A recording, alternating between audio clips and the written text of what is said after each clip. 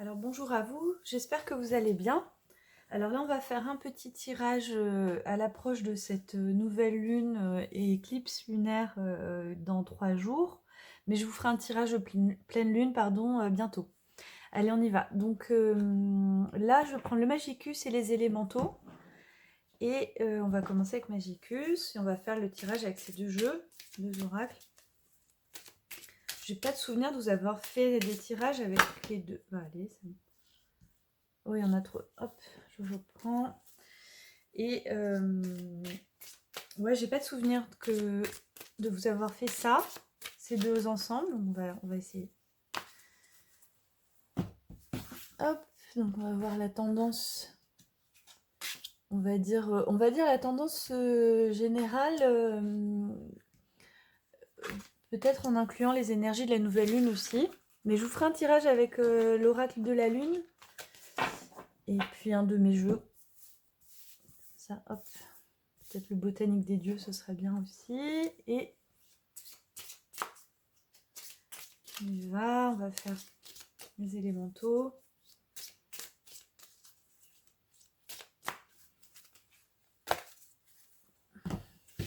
Je le mets comme ça pour recouvrir et on va voir un peu la tendance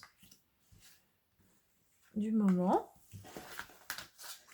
Je n'ai pas de souvenir d'avoir fait. Alors, je ne sais pas du tout si ça va... Elles vont se concorder les énergies, les élémentaux. On va voir. On va voir si ça se parle, ça se répond. Alors, on a Thoth, faites appel à votre pouvoir créateur. Et elle n'arrête pas de sortir en ce moment, c'est fou. Assumez votre beauté unique et naturelle. Et la guérison avec Hildegarde, Xalel l'orageux. Et ensuite, on a Faust et on a le temple des Atlantes. D'accord. Alors, donc là, déjà, c'est vraiment clair.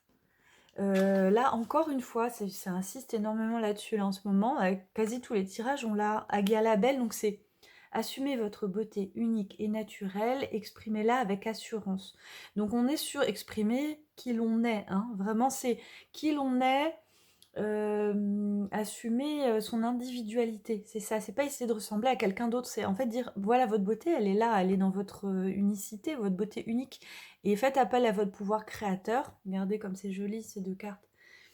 Et ben c'est ça, c'est votre pouvoir créateur, c'est votre créativité et ce qui vous voilà, c'est ce qui vous appartient vraiment. Donc on est sur s'exprimer et créer en fait comment dire? Bon, j'espère que vous avez compris, parce que sinon ça va faire un tirage trop long. Donc faites appel à votre pouvoir, votre unicité, votre créativité, et c'est ça votre beauté. La beauté, c'est ce qui vous lie à la vie, hein, la beauté dans son sens large, évidemment. On ne parle pas de vanité, là, on parle de cette énergie de vie, de la nature. Alors là, on a une guérison, on a la colère. Alors, ça y est, je vois.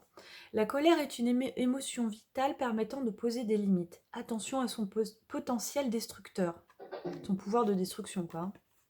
Hildegarde van Bingen, donc de Bingen, une guérison est à l'œuvre. Donc là, en fait, ça veut dire soigner cette colère-là, elle nous sert pour poser des limites et être respectée. On en a besoin, il ne faut pas rejeter la colère. Cependant, là, on nous demande de guérir aussi, d'avoir une guérison, c'est-à-dire on a tendance à garder la colère parce qu'on n'arrive pas à l'exprimer aussi, et elle fait de l'autodestruction. Donc là, on nous dit, là, c'est le bon moment pour travailler sur sa colère, c'est à faire la part des choses, mais elle nous a été utile, mais il s'agit aussi de s'en libérer, quoi. Je vois vraiment quelque chose de la guérison par rapport aussi, je vois, à des traumas passés, des choses qui nous ont mis en colère, et c'est de remercier la colère. Il ne faut pas la rejeter, vraiment. On en a besoin. Il ne faut vraiment pas l'oblitérer, la reconnaître, la remercier et libérer, on va dire, l'excédent de charge qui risque de nous peser. Puisque là on a besoin d'être libre pour s'exprimer et comment dire, comme une fleur qui sait s'épanouir, voilà, pour s'épanouir pleinement dans cette vie. Et là, on nous dit, Faust, c'est en faisant... Ah oui, je comprends. Ça va bien là aussi. C'est en faisant des erreurs qu'on apprend. Et Temple des Atlantes, lorsque vous avez besoin d'un conseil ou d'aide, demandez clairement à vos guides. Bon, Oui, oui, il y a des erreurs qui seront peut-être faites, en tout cas ou qui ont été faites et là on vous dit: «Bah oui, en c'est pas grave, ça fait partie de l'expérience, de la vie de faire des erreurs», mais on vous dit aussi: «Il faut pas oublier qu'on peut avoir des conseils de personnes avisées». Les Atlantes, l'Atlantide, c'est un mythe est-ce qu'ils ont existé ou pas? Je sais pas, mais en tout cas, ils représentent, un peuple, très élevé spirituellement, plein de sagesse et donc qui ont comment dire? Enfin, qui peuvent être de bons conseils, on va dire, en tout cas, et vous aider vraiment. Donc là, voilà, on va peut-être faire des erreurs, mais il faut pas hésiter à demander de l'aide à des personnes qui sont plus expérimentées, plus avisées ou juste qui ont un regard extérieur. Donc c'est comme si dans ce chemin de vie, voilà, on apprend un petit peu, mais vraiment la finalité, c'est de pouvoir, voilà, s'exprimer, libérer sa colère pour aller vers une guérison du cœur. Et émotionnel aussi et puis voilà, c'est ce côté apprentissage aussi qui chemine, avec l'aide potentielle des guides quoi, voilà. Voilà, bon en tout cas, Agia, elle ne fait que sortir, je vous la remontre. Donc voilà, assumez votre beauté unique et naturelle, exprimez-la avec assurance. Ça a l'air d'être vraiment le message du printemps là et voilà, j'espère que ça vous a plu et je vous dis à bientôt.